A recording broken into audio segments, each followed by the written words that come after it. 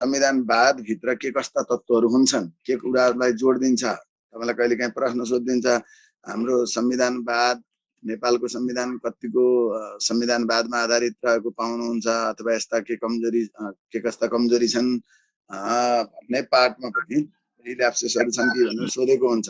म्युटमा बस्नुहोस् है, तपाईहरुको आवाज आइरहेछ। अनि त्यसो भए हाम्रो के हो त भन्दा यसका संविधानवादका तत्त्वहरुमा 1 2 3 4 5 गर्दै जानुहोस् र तपाईले यसलाई जस्तै पहिलो कुरो के हो, कसरी सम्झने भने सम्झनका लागि तपाईले मैले यसो हेर्दाखेरि सम्झनलाई सजिलो बनाउनलाई संविधानवाद सम्झनुभयो भने सजिलो हुन्छ।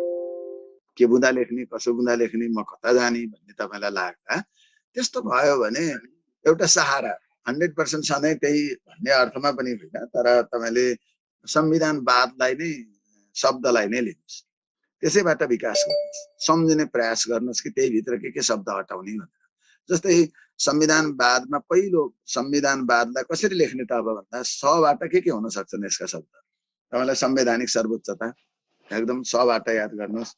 अनि त्यसपछि शक्ति पृथकीकरण सन्तुलन र नियन्त्रण अर्को दोस्रो सबाटै तपाईले याद गर्नुहोस् कि मैले संविधानवादमा के तत्त्व हुन्छन् भने संविधानवाद भन्ने सबाट के स बराबर के त भन्दा संवैधानिक सर्वोच्चता, तपाईले शक्ति पृथकीकरण सन्तुलन र नियन्त्रण, सीमित शासन, सीमित शासन, सीमित शासन त्यो शब्द आफैमा शक्ति पृथकीकरण सन्तुलन र नियन्त्रण, विकेन्द्रीकरण, बहुस्तरीय शासन सबैसँग छ। मैले अस्ति पनि भनेको थिएँ बहुस्तरीय शासन पढाउँदा। सुशासन हैन, सबाट सुशासन हो, सुशासन हुनु पर्यो। अनि सार्वभौम सत्ता जनतामा निहित हुनु पर्यो। सार्वभौम सत्ता जनतामा निहित नभइकन भएन, त्यो संविधानवादले खोजेको हुन्छ। अनि सामाजिक न्याय यसले खोजेकै हुन्छ, सामाजिक न्याय हुनै पर्छ। र अर्को चाहिँ समावेशी शासन पद्धति हुनै पर्छ। हेर्नुस् त कति थुप्रो सबाटै तपाईले संवैधानिक सर्वोच्चता, शक्ति पृथकीकरण सन्तुलन र नियन्त्रण, सीमित शासन, सुशासन अरु पनि बनाउन सक्नु होला। मैले तपाईलाई एउटा यति भयो भने तपाई कहीँ कतै त्यहाँ अल्मलिएर भुल्नुहुन्न भन्न खोजेको। अनि त्यसपछि सुशासनका कुरा पनि ल्याउनु हो, सार्वभौम सत्ता जनतामा निहितका कुराहरू, सामाजिक न्याय, समावेशी शासन विकास भनेपछि त यति धेरै तपाईले शब्द त्यहाँ याद गर्नु। अब त्यसपछि बीबाट संविधानवादमा बीबाट तपाईले विधिको शासन, विधिको शासन अथवा कानुनीको शासन अथवा त्यसलाई कानुनी राज्य प्रणाली जे भने नि भयो, विधिको शासन तपाईले त्यो सबैमा पुग्नु पर्छ भन्ने हैन। त्यो भएपछि मैले मेरो छुट्दैन अलिकति सजिलो हुन्छ भन्ने त भने तपाईलाई त्यसका लागि मात्रै मैले यो भनेको, नत्र के बुँदा भन्ने लाग्ला। आयामको बाटोबाट लेखे पनि हुन्छ तपाईले, त्यो सबै बाटो बनाइदिन खोजेको। अनि विधिको शासनपछि बहुस्तरीय शासन, बहुस्तरीय शासन पद्धति, विकेन्द्रीकरण अथवा विकेन्द्रीकृत शासन पद्धति, विकेन्द्रीकरण जे भन्नुस् तपाईले। अनि बहुदलीय प्रतिस्पर्धात्मक शासन व्यवस्था, बहुदलीय प्रतिस्पर्धात्मक शासन व्यवस्था बिना हामीले संविधानवाद भन्दैन। संविधानवादका लागि त्यो जरुरी छ, त्यसैले तपाईले त्यो वेबाट पनि जान सक्नुहुन्छ। अनि अर्को बीबाट तपाईले के भन्नु होला, प्राय यही त हो, बहुदलीय प्रतिस्पर्धात्मक शासन व्यवस्था भन्छौं अथवा बहुदलीय व्यवस्था, विधिको शासन हैन। तपाईले अर्को चाहिँ बहुस्तरीय शासन पनि भन्यो, विकेन्द्रीकरण पनि भन्यो। त्यहाँबाट जान्ने यिनै त छ हैन। अब वादका सम्बन्धमा वादको पनि यसैमा हामीले समेट्न सक्छौं, केही छैन हैन। त्यो भित्र तपाईले बालिग मताधिकारका कुरा ल्याउन सक्नुहुन्छ, त्यो संविधानवाद सम्झनलाई भनेको हो। एउटा बी र बा दुईटैबाट तपाईले उल्लेख गर्न सक्नुहुन्छ। अनि बालिग मताधिकार हैन र बबाटै, अथवा विशिष्टीकृत शासन पनि हो। विशिष्टीकृत शासन हामीले शासनमा विशिष्टीकरणमा जोड दिने हो, त्यो कुरा भन्नु। अब त्यसपछि अब यहाँ धारणा के अरे, मैले संविधानवादको धबाट मैले धारणालाई उल्लेख त्यो कसरी सम्झने के गर्ने भन्दाखेरि एउटा धारणा हो हैन। धाबाट धारणा, के धारणा राख्ने त भन्दा धारणालाई हामीले वाद भन्छौं। त्यसैले उदारवाद त्यसो सम्झनलाई लागि त्यो धा बनाउन खोजेको, शब्दसँग मिलाइदिन खोजेको। तपाईलाई हामीले त संविधानवाद आफैमा भनेकै थियौं हैन, संविधानवाद आफैमा छँदै छ नि, हैन। संविधानवादमा संवैधानिक सर्वोच्चता भनेको थियो भने यहाँ लोकतान्त्रिक तथा उदारीकृत शासन पद्धतिलाई भनेको हो। उदारीकृत उदारवादलाई लोकतान्त्रिक शासन पद्धति लोकतन्त्रवाद यसले खोजेको थियो, प्रजातन्त्रवादलाई यसले खोज्छ, उजागर गर्छ। त्यसैले उदारीकृत तथा लोकतान्त्रिक शासन पद्धति वा उदारवाद भनेर त्यो धारणालाई त्यस्तो धारणा हुन्छ, त्यसको पद्धति हुन्छ। अब नाबाट तपाईले याद गर्नुहोस् नागरिक अधिकार हैन, त्यो सम्झनका लागि मैले न्यायिक सक्षमता, निष्पक्षता एवं स्वतन्त्रता त्यो नबाट ल्याइदिन खोजेको थिएँ। सबल सक्षम तपाईँले सबैले ल्याए पनि हुन्छ, सक्षम स्वतन्त्र न्यायपालिका भने पनि हुन्छ। अब न्यायिक स्वतन्त्रताका कुराहरू, न्यायिक सक्षमताका कुराहरू, न्यायिक पुनरावलोकनका कुराहरू हामीले यी विषयहरूलाई उजागर गर्न सक्छौँ। अनि त्यसपछि निर्वाचन प्रणाली सम्झनका लागि स्वतन्त्र निष्पक्ष आवधिक नियमित निर्वाचन प्रणाली त्यस्तो हुनु पर्दैन र आउँदै समावेशीमाथि आएकै छ। त्यसैले हामीले हाम्रो निर्वाचन प्रणाली कस्तो हुनु पर्यो भने स्वच्छ, निष्पक्ष र नियमित आवधिक निर्वाचन प्रणाली हुनु पर्यो। त्यसैले निर्वाचन प्रणाली, न्यायिक सबलता, सक्षमता एवं स्वतन्त्रताका कुराहरू, नागरिक सम्मानका कुराहरू, नागरिक सम्मान, नागरिक अधिकारलाई सम्झँदाखेरि तपाईले भन्न सक्नुहुन्छ कि मौलिक हक भन्न सक्नुहुन्छ नि। त्यहाँ चाहिँ मौलिक हकका कुराहरूलाई यो किसिमले तपाईले ल्याउन सक्नुहुन्छ। र अर्को चाहिँ तपाईलाई मैले एउटा धारणामा छुट्याइदिन्छु तपाईलाई, उदारवाद मात्र होइन कि धारणा हाम्रा यी एउटा दर्शन हुन् के। त्यो भन्न त अहिले हामी संविधानवादको दमा आइहाल्छौँ र त्यो दर्शनका हिसाबले राज्यका निर्देशक सिद्धान्त तथा नीतिहरू पनि दर्शन नै हो। राज्यको दर्शन हामीले त्यो कुरालाई बुझ्छौँ, राज्यको दर्शनको रूपमा तिनलाई लिन्छौँ भनेपछि राज्यका निर्देशक सिद्धान्त तथा नीतिहरू सिद्धान्तहरू आफैमा दर्शन हुन्। त्यसैले राज्यका निर्देशक सिद्धान्त तथा नीतिहरूको व्यवस्था पनि संविधानवादले आत्मसात गर्छ, त्यो कुरा खोजेको।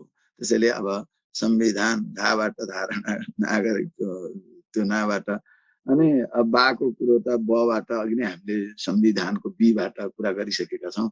अब दबाट तपाईले के हेर्ने भन्दा हामीले सबभन्दा अहिले खोजेको त दिगो शासन हो। दिगो शासन, विकास, दिगो शासन, दिगो सेवा प्रवाह त्यो कुरा खोजेका छौँ नि। दबाट दिगोको कुरा हो, त्यो दिगोपना हो। र अर्को चाहिँ संविधानवादले भाइ बहिनीहरू संवैधानिक लचकता तथा संवैधानिक दिगोपना पनि खोज्छ। संविधान फेरबदल भइरहने कुरा,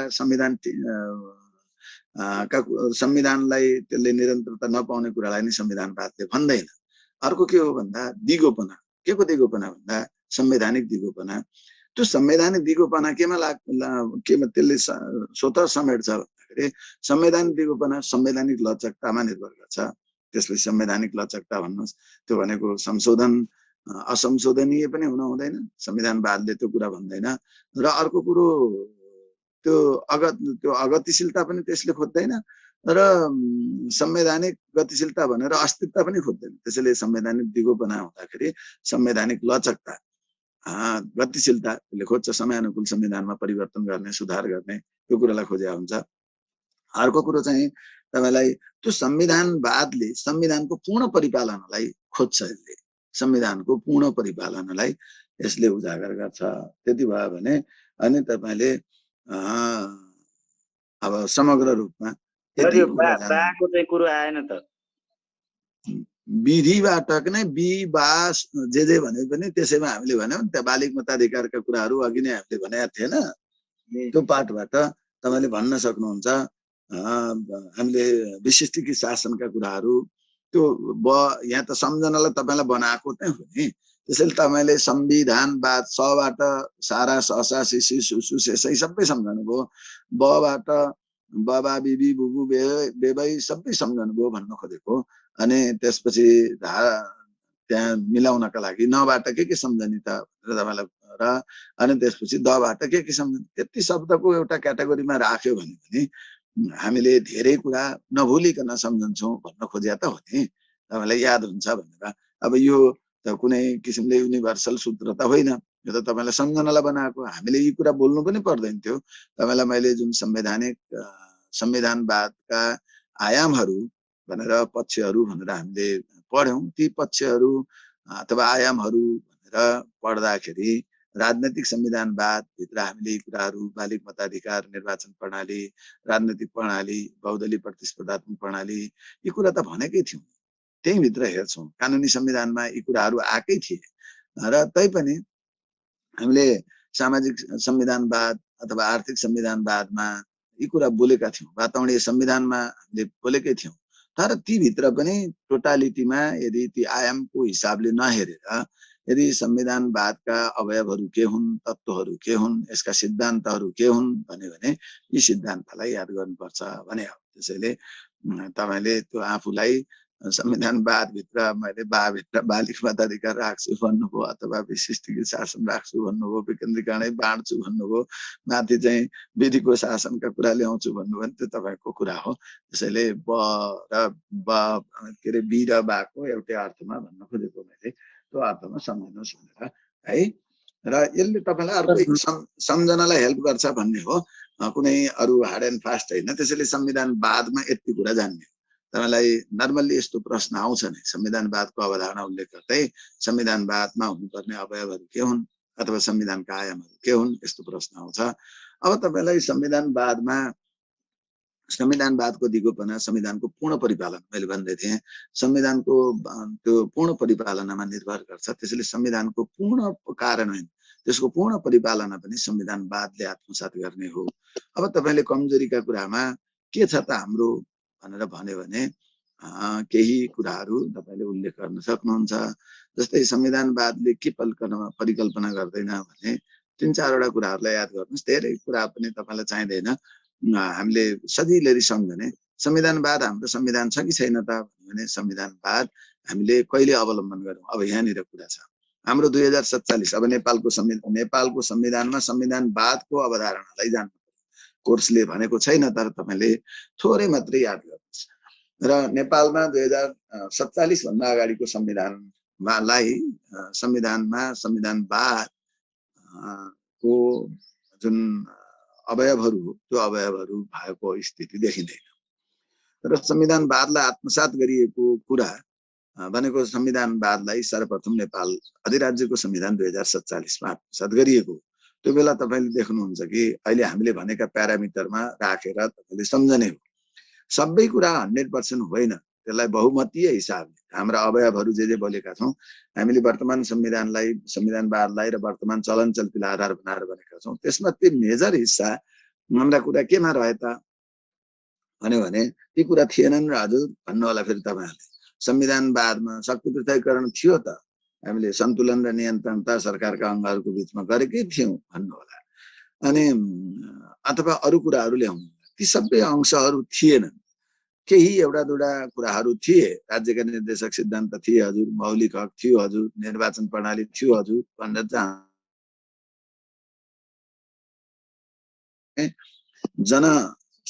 संवैधानिक सर्वोच्चता र जनसर्वोच्चतालाई, त्यसले जनसम्मानलाई त्यसले बढी फोकस गर्छ, जनअधिकारलाई हेर्छ। त्यसैले जनअधिकारलाई हेर्ने कुरा, जनतामा नि सार्वभौम सत्ता त्यसका फन्डामेन्टल कुरा हो। संवैधानिक सर्वोच्चता भन्नु र त्यहाँ भनेको संविधान भन्दा माथि कोही हुँदैन भन्ने थियो। र पहिला राजतन्त्रात्मक शासन व्यवस्थामा राजा संविधान भन्दा माथि हुनुहुन्थ्यो, अर्थ त्यो हो। त्यसैले राजालाई संविधान लागू नभए जस्तो अवस्था थियो 47 पूर्व। किनभने त्यो 47 साल भन्दा पहिलेको संविधानहरुमा त्यो परिपाटी समग्रतामा अब 2007 सालको अन्तरिम संविधानमा केही छनकहरू आउन खोजेको थियो, तर हामीले त्यसलाई भन्दैनौं र त्यहाँ जनतामा नि सार्वभौम सत्ताको व्यवस्था थिएन। त्यसैले सबैभन्दा संवैधानिक सर्वोच्चता र जनतामा नि सार्वभौम सत्ता सबैभन्दा महत्त्वपूर्ण यसका आधारहरू हुन् र अरू तत्त्वहरू पनि छन्। त्यसैले तपाईले अरू धेरै यसमा अरू गन्थन मन्थनमा नलागिकन नेपालमा सर्वप्रथम नेपाल अधिराज्यको संविधान 2047 नै नेपालमा संविधानवादलाई आत्मसात गरिएको पहिलो संविधान मानिन्छ भनेर ठोक्नुस्। अब त्यसो हो भने अब त्यसमा यो संविधानवाद के निरपेक्ष धारणा हो? युनिभर्सल्ली सबै कुरा हुन्छन्? हुँदैन। संविधानवाद आफैमा निरपेक्ष धारणा पनि होइन, यो सापेक्ष हुन्छ, गतिशील हुन्छ। त्यसैमा पनि त समय अनुसार सुधार गर्दै लैजान्छ। त्यसैले तपाईले निरपेक्ष संविधानवाद आफैमा निरपेक्ष अवधारणा होइन, यो सापेक्ष हुन्छ। सापेक्ष भनेको देशकाल परिस्थिति अनुसार फरक हुन्छ भनेको, समय अनुसार परिवर्तनशीललाई हामी गतिशील भन्छौँ, सापेक्ष भन्छौँ। त्यसैले यो सापेक्ष एवं गतिशील हुन्छ। र अब संविधानवादमा पनि हामीले संविधानवाद के हो भन्दा संवैधानिक विकासको उपजकै रूपमा र त्यसको आधारका रूपमा संविधानवादलाई लिन्छौँ भनेकै थियो। संविधान विकास गर्नलाई पनि, त्यसको गुणात्मक अभिवृद्धि गर्नलाई पनि संविधानवाद चाहियो र संविधानवादले फेरि संवैधानिक गुणात्मक अभिवृद्धि गर्नका लागि पनि योगदान गर्ने हो। त्यसैले संविधानवाद संविधानको विकास त्यसको गुणात्मक अभिवृद्धिका लागि आधार पनि हो, उपज पनि हो भनेर त्यो अर्थमा हामीले जुन भनेका थियौँ। र यो त निरन्तर प्रक्रिया हो। संविधानवादको विकास अथवा संविधानवाद एउटा निरन्तर प्रक्रिया तथा पद्धति हो, यो कुरा पनि भन्छौँ। र संविधानवाद केमा यसको परिष्कृत अवस्था, यसको प्रभावकारिता केमा निर्भर गर्दो रहेछ भन्दा यसका अवयवहरूमा, यसका सिद्धान्तहरूमा निर्भर गर्ने हो। र संविधानवादको अर्को यसको सार भनेको यसका सारभूत अवयव पनि हुनु पर्यो र ती अवयवहरूको पूर्ण परिपालना हुनु पर्यो, अनि बल्ल संविधानवाद हुन्छ। मैले यो प्रसङ्ग तपाईँलाई किन ल्याएको भने हाम्रो संविधानवाद के हो त र कुरा गर्दाखेरि हो, हामीले 2047 को संविधानलाई संविधानवादमा आधारित पहिलो संविधानको रूपमा लियौँ र त्यसपछि हामीले संविधानवादलाई निरन्तरता दिएका छौँ, निरन्तरता दियौँ। तर एउटा निरन्तरता दिने क्रममा 2023 नेपालको अन्तरिम संविधान 2063 मा सबै कुरा ठिक थियो, त्यहाँ संवैधानिक सर्वोच्चतामा अंकुश लागेको थियो। त्यसैले त्यहाँ एउटा के थियो भने राजनैतिक सहमति द्वारा, त्यो राजनैतिक सहमतिको सर्वोच्चता थियो। राजनैतिक सहमति भयो भने जे पनि हुने भन्ने अवस्थामा त्यो अन्तरिम संविधानमा भएको सबैभन्दा ठुलो खोट त्यही थियो। त्यसैले भन्न खोजेको सबै अपवादविहीन अथवा त्यहाँ सबै 100% प्युरिटीको अवस्था भएन भन्न खोजेको। 47 को संविधानमा पनि हैन, अब केही संविधानवादका हामीले अवधारणामा कमजोरीहरूका कुरा, विगतका कमजोरीतिर हामी त्यति धेरै गइरहनु पर्दैन, त्यहाँबाट सुरु गरौँ, निरन्तरता दियौँ र केही कमी कमजोरी हुनु स्वाभाविकै हो। र वर्तमान संविधानमा आउने, वर्तमान संविधान हामी संविधानले संविधानवादलाई जोड दिएको छ, तैपनि केही संकुचनहरू छन्। संविधानवादका संकुचनहरू, संविधानवादमा भएका सीमितताहरू यहाँनिर छन् अझै पनि, हामीले अपेक्षा गरेको हुन्छौँ। फेरि ठ्याक्कै यो निरपेक्ष अवधारणा र मापनका सूचक पनि होइनन् भाइ बहिनी। भोलि तपाईँहरूले संविधानवादका सूचकहरू भनेर भन्दा अघि भनेकै तत्त्वहरूलाई सूचक पनि भन्छौँ। अब त्यसमा हामीले एउटा के गरियो भन्दा संवैधानिक गतिशीलतामाथि पनि केही कुराहरू राखियो। हुन त त्यो संवैधानिक गतिशीलतालाई भनेको संविधानवादकै अवयवहरूलाई हामीले विशेषतः फोकस गरेर नै ती कुराहरू थाहै रहन् भन्ने अर्थमा केही कुराहरूलाई भन्यौँ हामी। जुन संवैधानिक, जुन हामी सङ्घीय लोकतान्त्रिक गणतान्त्रिक शासन व्यवस्थालाई हामीले एउटा विधिको शासनका कुराहरूलाई, यिनीहरूलाई त अपरिवर्तनीय हिसाबले नै हामीले उल्लेख गरेका छौँ। र अब यो ठिक हो कि होइन, क्वेसन हुन्छ। संविधानले कुनै किसिमको अंकुश नलगाऊ भन्छ। तपाईँलाई सङ्घात्मक शासन भर्सेस एकात्मक शासन के नागरिकको अधिकार होइन? नागरिकले जोडेको खोजेको शासन व्यवस्था सञ्चालन गर्न पाउनुपर्छ, नागरिक सर्वोच्चता, नागरिक सम्मानमा हामी जोड दिनुपर्छ र अन्तिम शक्ति भनेको त नागरिक नै हो भन्ने अर्थमा शासन प्रणालीले आत्मसात गरेको हुने कुरालाई युनिभर्सल्ली स्वीकार गरिन्छ। त्यसैले तपाईँले यहाँनिर ती सबै विषय आलोच्यविहीन चाहिँ छैनन्, हाम्रा आलोचनाविहीन पनि छैनन् हाम्रो संविधानका विषयहरू। 3-4वटा कुरालाई हेर्नुहोस्। पहिला मौलिक हकमा आउनुहोस्। मौलिक हक सिद्धान्त त संविधान त यी हकहरू संविधानद्वारा प्रदत्त गरिएका हकहरू।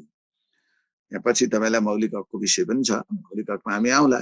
मौलिक हक केही कमजोरीमा पनि के छ भन्ने पाठमा पनि यो काम लाग्छ।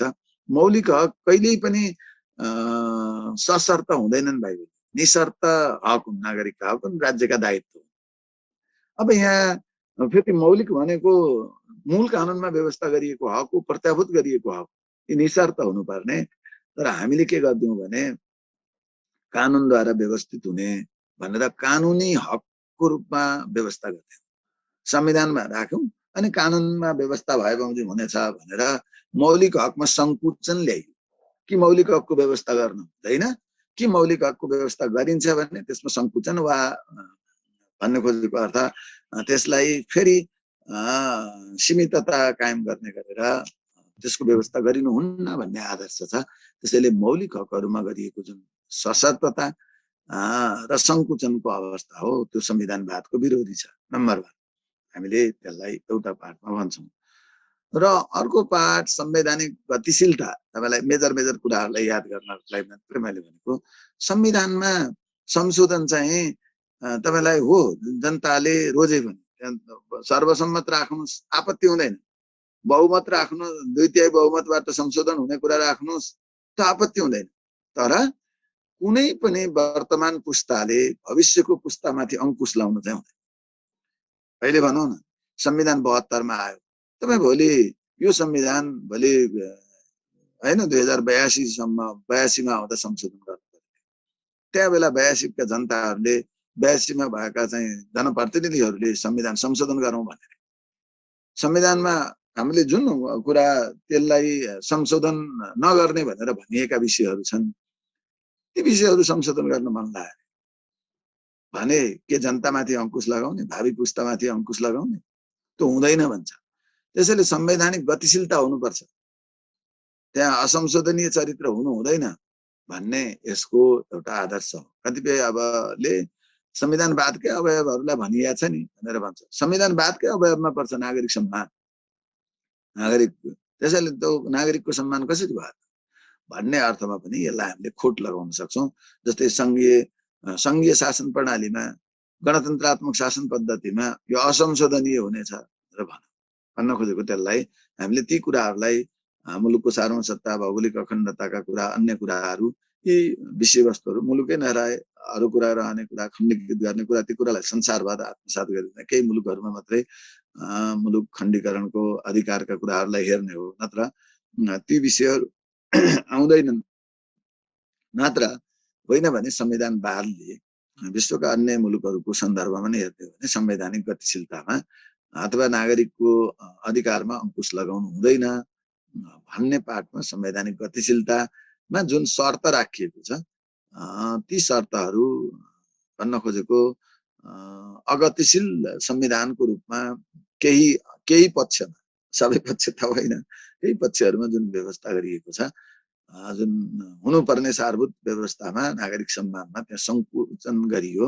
नागरिक सम्मान एवं नागरिक अधिकारको संकुचन, अर्को मौलिक हकको संकुचन, त्यसका अर्को पाठ हो भने अर्को पाठ चाहिँ यसले एउटा तपाईले संवैधानिक पारदर्शिता एवं सुस्पष्टतालाई पनि जनाउँछ है। अर्को संविधानवादले मैले अर्को तपाईलाई भन्दा संविधानमा कतिपय अस्पष्टताका कुराहरू, अपारदर्शिताका कुराहरू छन् हैन। तपाईलाई कति अन्यल भइरहेछ हेर्नुहोस्, हुन सक्छ त्यसको व्याख्या विवेचनाका कुराले, तैपनि अहिले कति भर्खरै छोटो समयमा कति भयो र संविधानमा कति दोहोरोपनाका कुराहरू कति छन् हेर्नुहोस्, बाजिएका कुराहरू, संविधानभित्रै बाजिएका कुराहरू, संविधानको जुन त्यसको सार हुनुपर्ने त्यसैमा संकुचन त छ नि।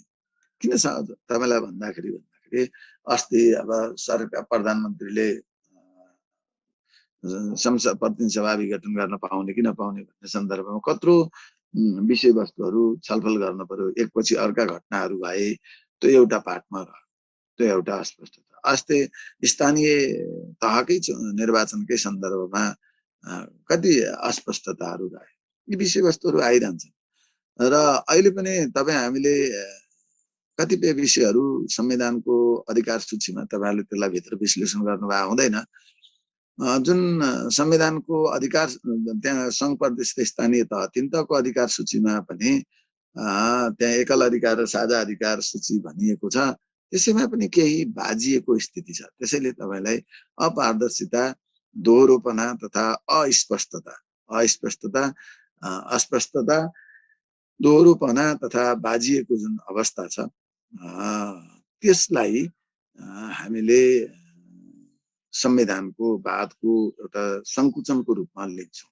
अर्को चाहिँ चौथो पाठमा जतिसुकै जे गरे नि सार त पालनामा हो, संवैधानिक उल्लङ्घनका कुराहरू तपाईँ हामीले अर्को संविधानवाद सबैको संविधान बन्नुपर्छ। अहिले संविधान जलाइरहेको छ कतिपय अवस्थामा, संविधानको विरुद्धमा उत्तिकै आवाजहरू कुनै पक्षले नागरिकले सबैको त्यसको स्वामित्व लिनुपर्ने, संविधानवादले त्यो हुन्छ, सबैको संविधान हुनुपर्छ भन्छ र यहाँ नागरिकको स्वामित्व, पूर्ण स्वामित्व हुनुपर्छ र सबैले पूर्ण परिपालना गरिनुपर्छ भन्छ। अब संवैधानिक उल्लङ्घन भएका कुराहरू, संविधानको पूर्ण परिपालना नभएका कुरा, संविधानप्रतिको सम्मान नभएका कुराहरू, पहिला त संवैधानिक सर्वोच्चता भनेको संविधानको सम्मान हुनु पर्यो नि, हैन? त्यो कुरा हुनु पर्यो र संविधान भन्दा माथि छु भन्ने किसिमका केही, अथवा संविधान नै यो केही पनि होइन भन्ने किसिमका जुन धारणा आइरहेको छ, ती व्यवहार देखिएका छन्। त्यही पनि हामीले व्यवहारजन्य कमजोरीहरू पनि आफैमा यसको संविधानवादको संकुचनका रूपमा लिन्छौँ। संविधानवादले यो कुरा भन्दैन, मान्दैन, संविधानको पूर्ण परिपालनालाई अपेक्षा गर्छ भनेर हामीले कहिलेकाहीँ संविधानवादको आलोचना गर्ने, भन्न खोजेको अर्थ कमजोरीहरू उल्लेख गरिदिनुहोस् न भन्ने सन्दर्भमा 5 नम्बरमा आयो भने त्यो बेला तपाईले यति पोइन्ट जान्नुभयो भने परिष्कृत उत्तर हुन्छ, नत्र होइन भने किताबहरु। यसको टाइटल के थियो रे? यो लाइन गरेर केही थाहै भएन यसको टाइटल। नेपालको वर्तमान संविधान कतिको संविधानवादमा आधारित रहेको पाउनुहुन्छ, कमजोरी देख्नुहुन्छ कि देख्नुहुन्न भनेर सोध्यो भने, अथवा संविधानवादमा भएका सीमाहरू संकुचनहरू केही छन् तपाईको नजरमा भनेर सोध्यो भने, त्यस्तो अवस्थामा हो हजुर संविधानवादलाई हामीले आत्मसात गरेका छौं, जोड दिएकै छौं। त्यति हुँदा हुँदै पनि संविधानवादले यी कुरालाई, यी अवयवहरूलाई, यी सूचकहरूलाई आधारको रूपमा लिन्छौं र यी सूचकहरू अथवा यी तत्त्वहरू, यी पक्षहरू, यी सिद्धान्तहरूमा यी पक्षहरूलाई वर्तमान संविधानमा संविधानवादका सन्दर्भमा भएका कमजोरीहरू मान्न सकिन्छ। त्यहाँ तपाईलाई ती कुरालाई हामीले सुधार गरेर अदालतमा प्रश्न उठाउन नसक्ने, त्यो त संसारमै पाइँदैन। अदालतमा उठाउन नपाउने कुरा चाहिँ संविधानवादको विरोधी होइन। कुनै कुनै किताबहरुले त्यस्तो लेख्दिया छ, त्यस्तो चाहिँ त्यो आवादारी प्रमुख पदमा के अरे वंशजकै नागरिकता चाहिने भन्ने व्यवस्था चाहिँ यसमा पर्दैन। ती सबै व्यवस्थाहरू त हुन्छ नि, नागरिक सम्मान होइन र? तपाईलाई नागरिकलाई त्यहाँ भित्रको आफ्नो चाहिँ केही कुराहरू लिमिटेसन गर्ने कुरालाई, शर्त राख्ने कुरालाई, अरु विषयका शर्त राख्ने कुरालाई कुनै चिन्ता भएन। शासन प्रणालीमा नागरिकलाई तपाईले त्यो नागरिक भन्दा गैर नागरिकलाई ल्याउन खोज्या हो र? होइन नि। त्यहाँ के हो भने नागरिकहरूको बीचमा पनि त तह गर्यो, त्यसरी त गैर एनआरएनलाई चाहिँ अधिकार फरक गर्यो भने हुन्छ त। नागरिक र गैर नागरिकका बीचमा विभेद हुन्छ त। जस्तै तपाईलाई निवारक नजरबन्द विरुद्धको हकका कुराहरूमा त्यहाँ फरक त हुन्छ नि। त्यसैले त्यो ती कुराहरूलाई भनिदैन। यसका युनिभर्सल प्रिन्सिपलहरुमा यी कुरालाई भनिन्छ भनेर जानियो किताबमा तपाईलाई अदालतले अपनत्व गर्न नसकेको भन्ने कुरालाई चाहिँ समेट सकिन्छ। त मैले भने त लास्टमा भनिन त सर। लास्टमा बुझ्दा के थियो रे? संविधानको त्यसैले स्वामित्व, संविधानको पूर्ण परिपालना के संविधानको पूर्ण परिपालनाका कुराहरू हो। संविधानको तपाईलाई त्यो त्यसको पारदर्शिता, संविधानको सुस्पष्टताका कुराहरू, संविधानको सुसंगतता यो संविधानवादका लागि आवश्यक मानिन्छ। तर यहाँ हाम्रो संविधानमा बाजिएका कुराहरू, संविधानमा अस्पष्टता भएका कुराहरू, संविधानकै परिपालनामा प्रश्न भएको कुरा र यसप्रतिको स्वामित्व नभएका कुराहरू जुन विरोध भएको छ नि, सबैको संविधान हुनुपर्छ त्यो नभएका कुराहरू भनेर तपाईले यतिको सुन्न पाएपछि त, यति कुरा थाहा पाएपछि त्यस्तो परिआउँदाका अवस्थामा तपाईले यी कुरालाई याद गर्नुहुन्छ। नत्र तपाईलाई नर्मल्ली संविधानवाद के, संविधानवादका अवयवहरू के हो, नेपालमा संविधानवादको हामीले सुरुवात र अथवा हाम्रो जोड के हो भन्ने पाठमा यति जाने पुग्छ। ल अब म 47 को 63 को के थियो कमजोरी एकचोटी भनिदिनु न। राजनैतिक सहमतिको सर्वोच्चता। ल त्यो चाहिँ राजनैतिक सहमतिको सर्वोच्चता थियो के संवैधानिक सर्वोच्चता थिएन। संवैधानिक सर्वोच्चता भनेको संविधान भन्दा माथि कोही हुन्न भनेको। त्यहाँ संविधानमा जे कुरा चेन्ज गर्न पर्दै पनि राजनैतिक सहमति भएपछि अब सबै किसिमका कुरा राजनैतिक सहमतिले जस्तो सुकै कुरा पनि त्यो संवैधानिक सर्वोच्चता थिएन, संविधान बमोजिमको पालना थिएन। अनि त्यो बेला थियो नि दलीय नेतृत्वको सहमति भएपछि सबै कुरा हुने हैन। त्यस्तो 47 को पनि त्यही हो सर।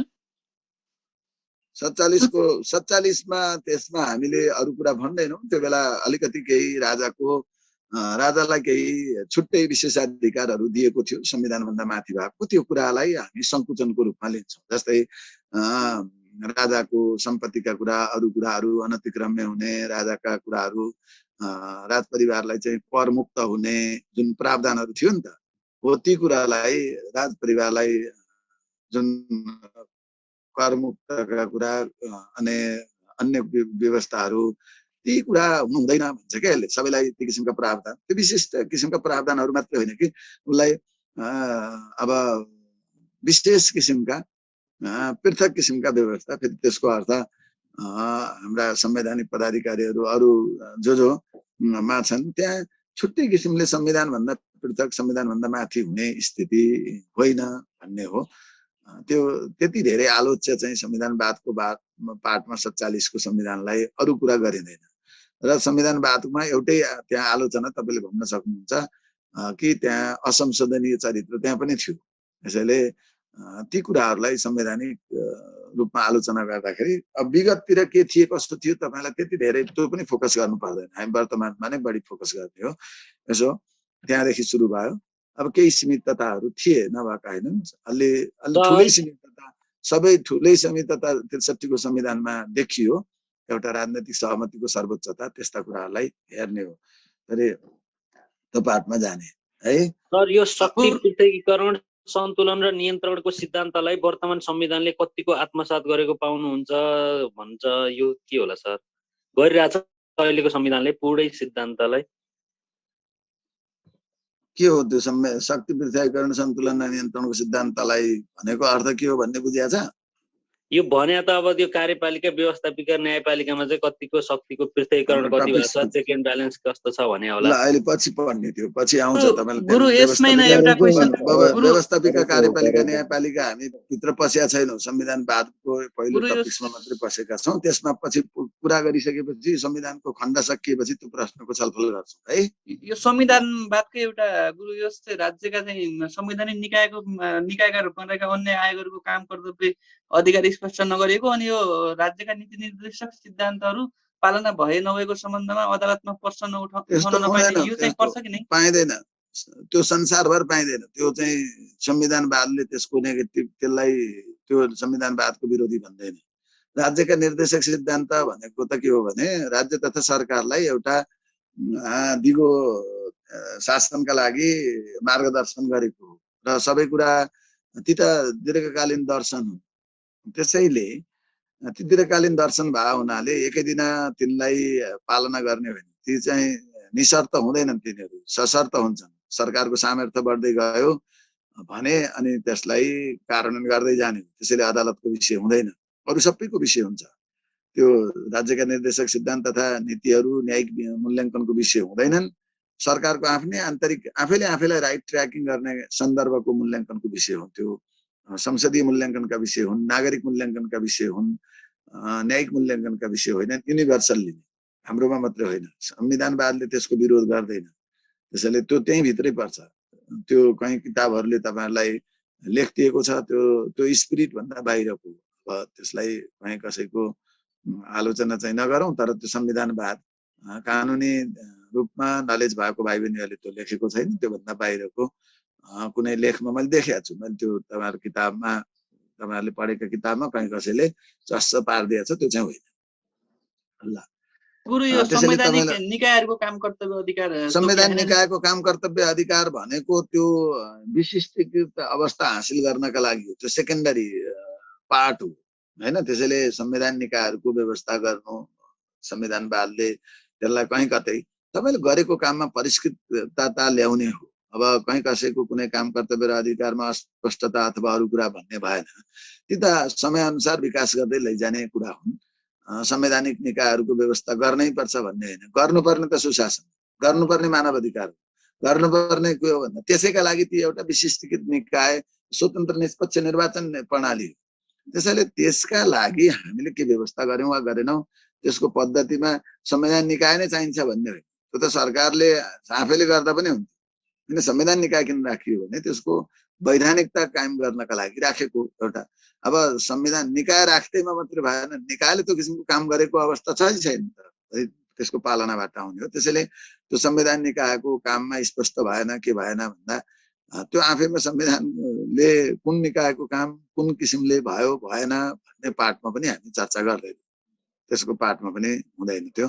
त्यसैले त्यो आवश्यकताका उपज हुन्, आवश्यकता अनुसार व्यवस्था गर्ने हो। त्यो संविधान निकायहरू अहिले पछाडिले त्यसलाई संविधान निकायहरूको व्यवस्था गर्दै गर्दै त्यसलाई वैधानिकता कायम गर्नका लागि चाहिँ गरिएका प्रावधानहरू हुन्, विस्तार गरिएका कुराहरू हुन्। त्यसैले संविधान निकायको काममा कहीँ कतै कुनै काम अथवा कुनै योग्यता कुनै प्रसङ्गका कुराहरू केही कुराहरू आए भने त्यसमा सुस्पष्ट भइदिनु पर्छ। ठिक छ तपाईँले भनेको पार्टमा। अब त्यसैमा अब कतिपय संरचना छन् नि, अब त्यहाँ तपाईँले संविधानमा व्यवस्था गरेर मात्रै संविधान निकाय भनिँदैन, कतिपय कुराहरू त्यहीँ छन्। ती सबै निकायहरू संरचनाहरूका काम कर्तव्यहरू उसैलाई बनाउन दिएको हुन्छ, उसैले कार्यविधि बनाउन सक्ने हुन्छ। सबै संविधान भनेको एउटा साङ्केतिक दस्तावेज हो, सबै कुरा त्यसमा पनि हुँदैन।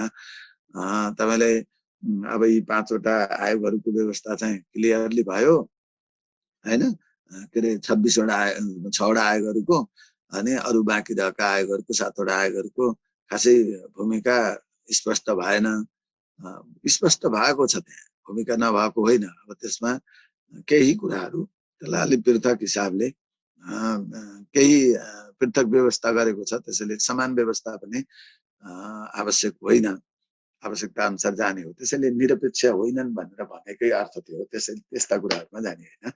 ल अब हामीले संविधानवादलाई अलि धेरै नै चर्चा गरौँ, यति हो यसमा छलफल गर्ने है।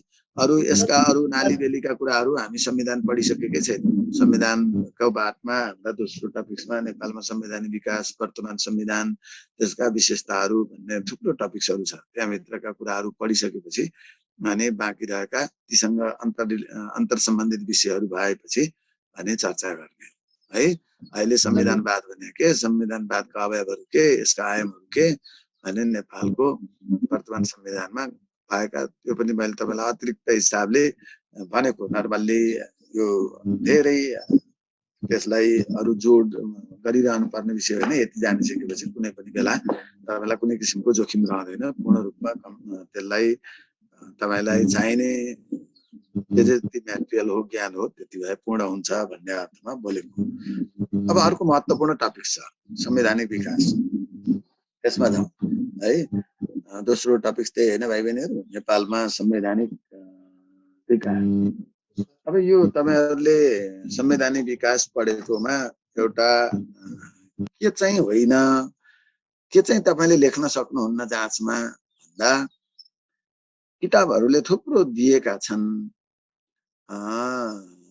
4 सालको संविधान, यो व्यवस्था भयो, यस्तो भयो, 7 सालमा यस्तो भयो, यो भनेर सबै त्यसको व्यवस्थाको फेरिस्त तपाईँलाई किताबमा प्रस्तुत गरिएको अवस्था छ।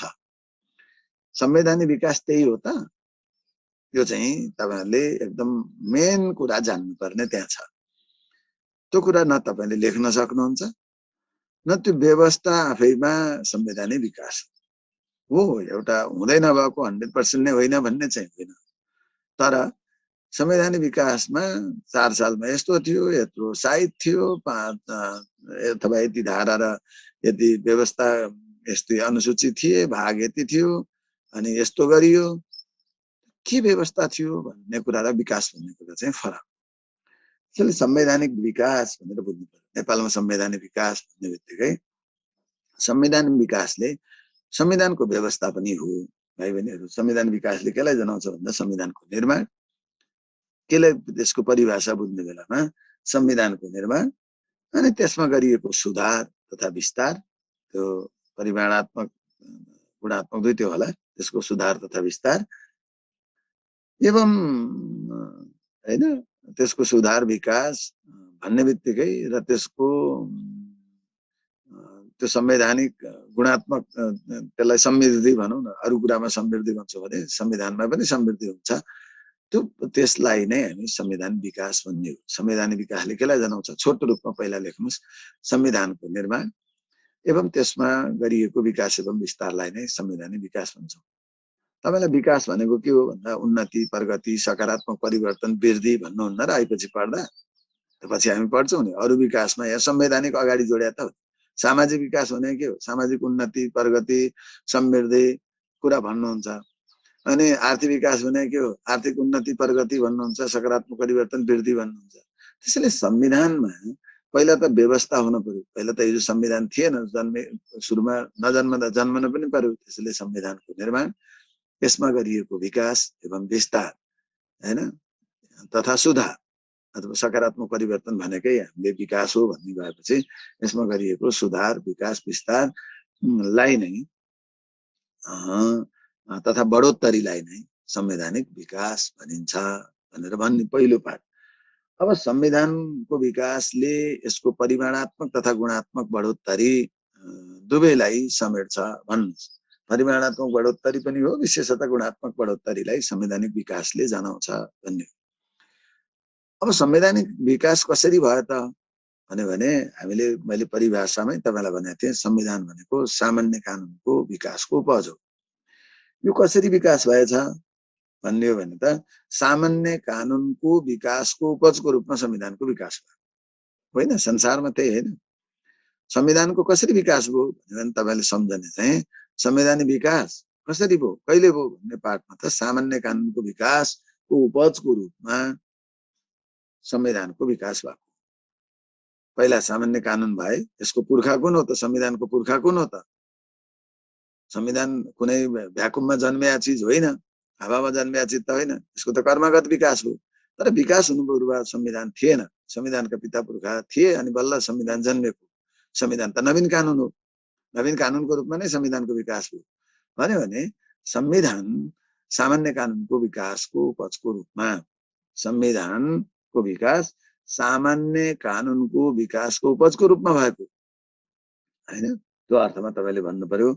अनि अब संविधान त्यसैले भन्ने हो भने संविधान वास्तवमा तपाईलाई अर्को पाठमा संवैधानिक विकासको रूपमा यसमा जुन सुधार भएको छ, सारा कुरा भएका छन्, ती केबाट भए त भने संविधानको विकास 11 लहरको सँगै भयो।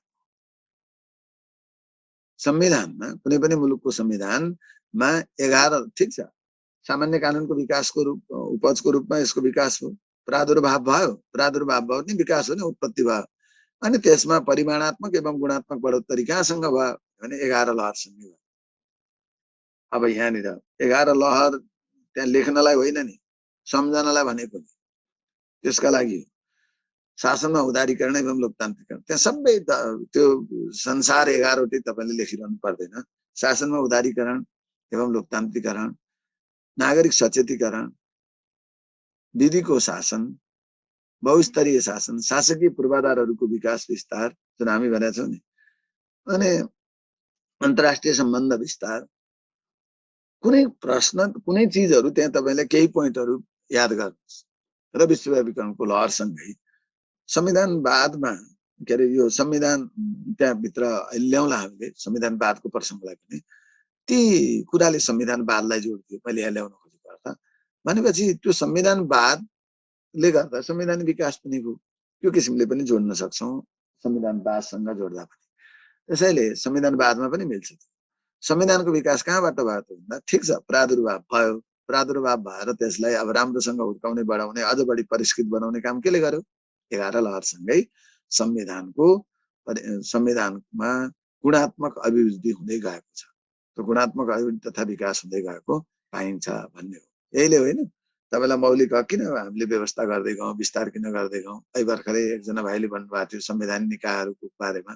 त्यसको प्रत्येक टपिक हामी पढ्नु पर्ने भावनाले मैले त्यहाँ तपाईलाई अहिले धेरै त्यो चर्चाभित्र छिर्न नचाहेको हो होइन। त्यो पढिसकेपछि अनि बल्ल छिरौँला भनेर। अनि त्यसपछि संवैधानिक निकायहरूको व्यवस्था, त्यसको विस्तार किन गर्न थाल्यो भन्दा यिनै लहरसँगै भएको नै हो, 11 लहरसँगै हो। त्यसैले 11 लहर संवैधानिक विकासको का लागि सबैभन्दा महत्त्वपूर्ण भयो। यो कुरा पनि तपाईले भन्नु पर्यो। अब त्यो 11 लहरसँगै संविधानको परिमाणात्मक र गुणात्मक बढोत्तरी भएको हैन, यो कुरा पनि भन्छौँ। र अर्को चाहिँ हामीले के हो भन्दा संविधानवाद आफैमा संविधान विकासको आधार र उपज दुवै हो। हामी संवैधानिक विकास भनिरहेछौँ। संविधानमा जब संविधानको विकास हुँदै गयो विस्तार हुँदै गयो, त्यसमा गुणात्मक अभिवृद्धि। संविधानवाद आफैमा संविधानवादको अवलम्बन संवैधानिक विकासको एउटा आधार र उपजको रूपमा लिएका छौँ। त्यसको गुणात्मक अभिवृद्धिका लागि संविधानवादको अवलम्बन होइन, आफैमा हो नि। संविधानवाद आफैमा संविधान विकासको उपज पनि हो। संविधान विकासका लागि आधार संविधानवाद पनि हो। संविधानवादलाई जुन कुराहरू त्यसले हामीले भनेका कुराहरूलाई जुन सूचकहरू छन् ती सूचकहरूको अवलम्बनले संवैधानिक विकास भएकै छ। त्यसलाई परिष्कृत दस्तावेजको रूपमा, एउटा जनमैत्री दस्तावेजको रूपमा विकास गर्दै लगेको छ। अर्थ यो हो। त्यसले त्यो कुरालाई पनि तपाईले हेर्नु पर्यो र संविधान यी कुरालाई हामीले हेर्नु। अर्को कुरो तपाईलाई यसो विचार गर्नुहोस् त, संवैधानिक विकास कसरी भयो त, त्यसको आधार हो भने तपाईलाई जब मुलुकमा राजनीतिक परिवर्तन हुन्छ तब संविधानको नयाँ संविधान बनेका छन्, हो कि होइन? तपाईलाई संविधानको विकास कसरी भयो त भने जब राजनीतिक परिवर्तन हुन्छ, त्यो राजनीतिक परिवर्तनलाई संस्थागत गर्नका लागि संवैधानिक व्यवस्था र विकास भएको पाइन्छ।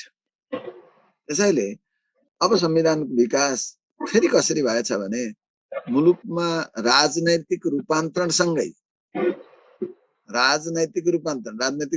भित्र सबै कुराहरू पर्छन्। त्यहाँ जनचाहना, जनताको आवश्यकता, परिवेश, यी सबै कुरा राजनीतिले नै नेतृत्व गर्ने हो हैन, त्यहाँ प्रतिबिम्बित हुने हो। त्यसैले राजनैतिक रूपान्तरणसँगै हैन, अरू रूपान्तरण पनि हुन्छ तर मूल रूपान्तरण त राजनीति नै हो। त्यसैले मुलुकमा राजनैतिक रूपान्तरणसँगै संविधानको व्यवस्था तथा विकास भएको पनि पाइन्छ। त्यसैले संविधानमा कहिले कहिले विकास हो भने राजनीतिक रूपान्तरण। तपाईले नेपालको संवैधानिक विकास हेर्नु भने सबै त्यही हो होइन? तपाईलाई 4 सालका कुरा राणा शासकमा भएको उदारता र त्यो बेलाको 7 सालको जुन सन्दर्भ थियो त्यसको बिउ त पहिले रोपिएको थियो। एउटा प्रजातन्त्र प्रतिको जनलहर तथा राजनीतिक लहर, त्यसैले नै 4 सालको संविधान त्यो थाम्नका लागि आएको। 7 सालको अन्तरिम संविधान 7 सालको क्रान्तिको उपज हो। तपाईलाई त्यसको निरन्तरता हो 15 साल। 17 सालमा राजनीतिक रूपान्तरण भयो, 19 को संविधान आयो। 46 मा जनआन्दोलन भयो, 46 सालको जुन आन्दोलन भयो त्यो बहुदलीय व्यवस्थाका लागि भएको आन्दोलन, अनि त्यसैलाई संस्थागत गर्नका लागि 47 मा संविधान आयो। अनि 62-63 को आन्दोलन भयो, त्यसैको उपज चाहिँ 63 को संविधान हो। त्यही 63 को संविधानको निरन्तरता हो 2072।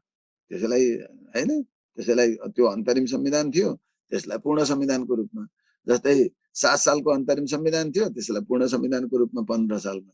यति भएको नै हो भनेपछि त हामीले राजनीतिक रूपान्तरण बेगर नेपालको संविधानको निर्माण नै राजनीतिक रूपान्तरणसँग भएको छ। त्यसमा 11 लहरले पनि काम गरेका छन्। ठीक छ, 11 लहरले नै राजनीतिक रूपान्तरण ल्याएको छ।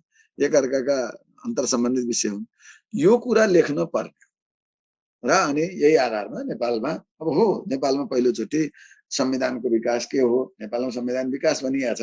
अब संवैधानिक विकास पहिला विश्वको कुरा गर्यौं भने यी त सिद्धान्त त बोलियो।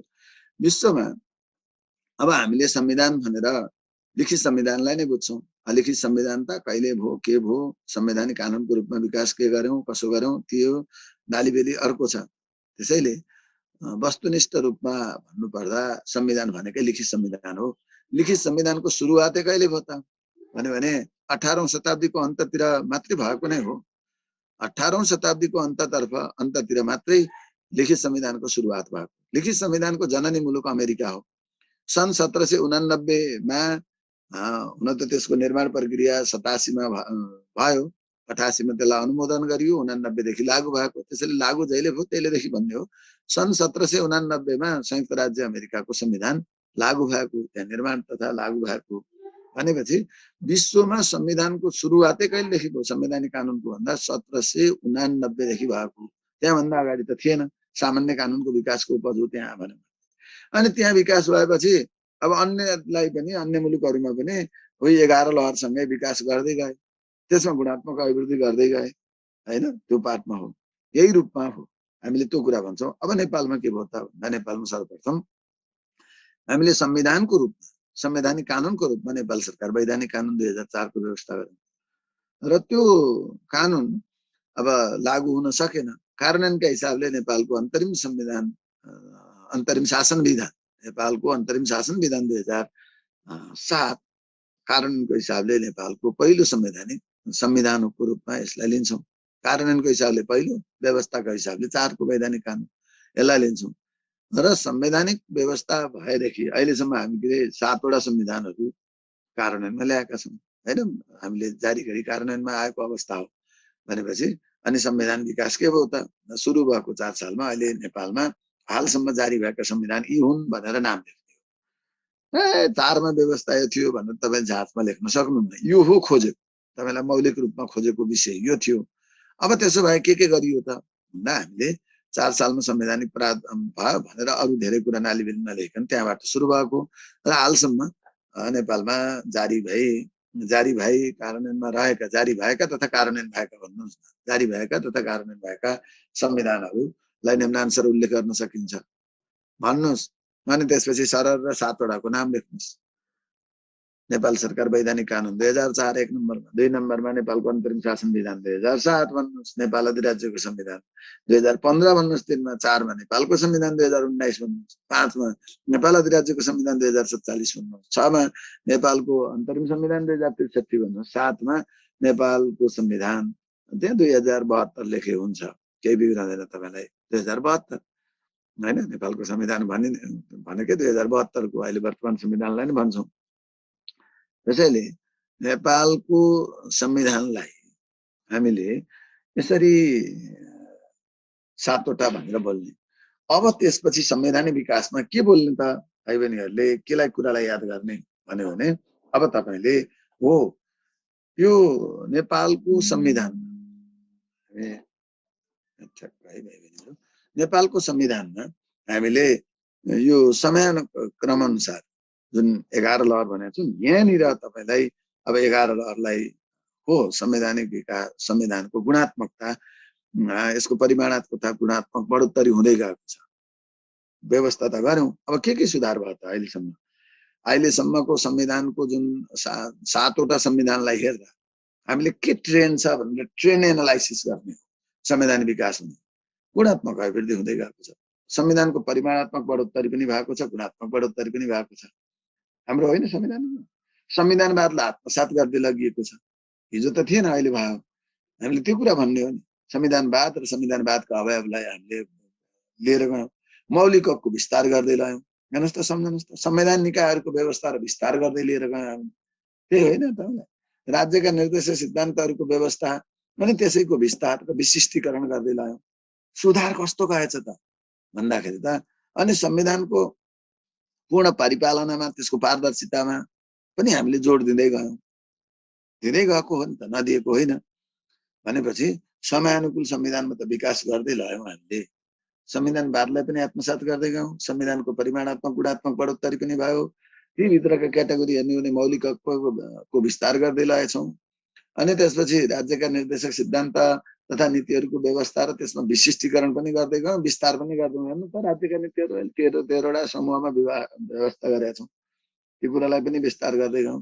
संविधान निकायहरूको विस्तार गर्दै गयौं हैन, व्यवस्था पनि गर्यौं, विस्तार पनि गर्यौं।